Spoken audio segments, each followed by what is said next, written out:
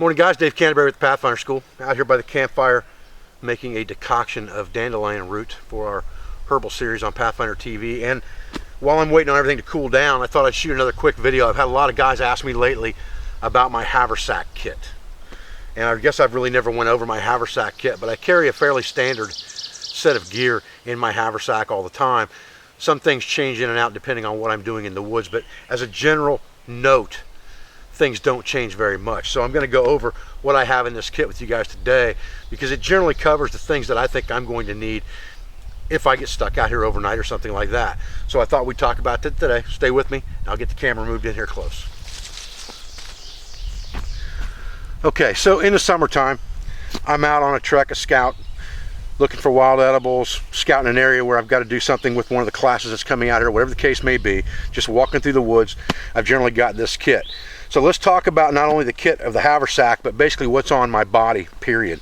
I always carry some type of device that I can use to wipe sweat off my brow, to also to catch wet and take advantage of evaporative cooling, things like that. And I carry a net type device for that because it's very conducive to other survival needs. I don't use a schmog, I use a net. And we've talked about that in some of my other videos. I always wear a fairly wide brim hat. That keeps the sun off of me. It's also good for fanning fires and things like that if I need to, but it gives me a microclimate of shade. And then I have my belt pouch and my knife. That's on me all the time. In my haversack, and this is the oilskin haversack that we sell on the Pathfinder website, and this one's at least, I'm going to say 3 to 4 years old. I've never retreated this thing. People have asked me about reproofing before. I've never reproofed this haversack, and you know, it's got no holes in it whatsoever. It's pretty slick looking from the sweat and things like that on it, but it's never been repaired and it's never failed me. So what we're going to do is we're going to start from the top and work our way down on this haversack. The first thing here, I have a roll of cordage on one side of the haversack. I have my fire kit in the center of the haversack. Basically 3 ways to start fire: magnifying glass, ferrocerium rod, and then a Bic lighter. A couple pieces of fat wood, charred lamp wick, things like that. Just my normal fire kit that I carry every day. I have a Swedish officer's canteen with cup made out of aluminum here.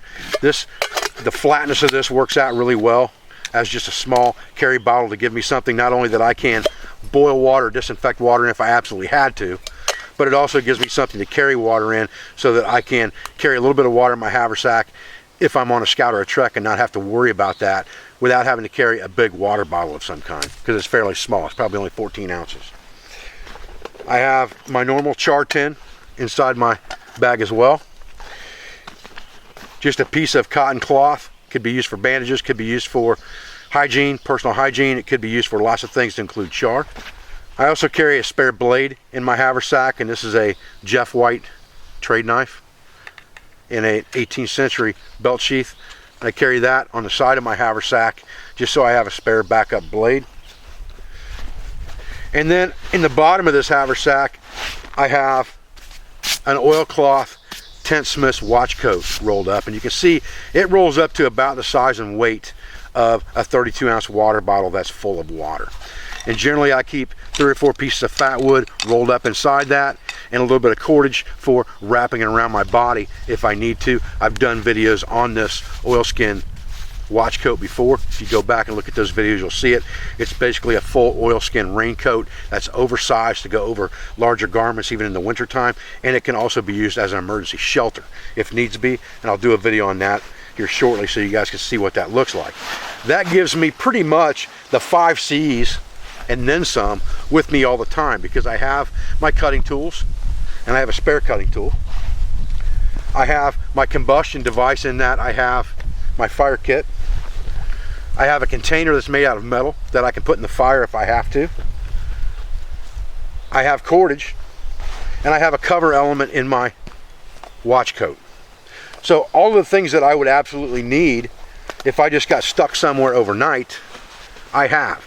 And I also have a couple of extra items on top of that, in that I have the cotton material, the cotton cloth, and things of that nature that I can use for first aid. That generally is what I keep in my haversack. If I'm going to carry a compass, I carry it in the breast pocket of my shirt. and I generally have some kind of a folding knife in my pocket, as well as a spare ferrocerium rod in my belt pouch. My belt pouch has a full fire kit within it as well. In case I lose my haversack, I always have the cutting tool and the fire kit on my body. So unless somebody steals my belt and my pants, I'm going to have that fire kit and that knife.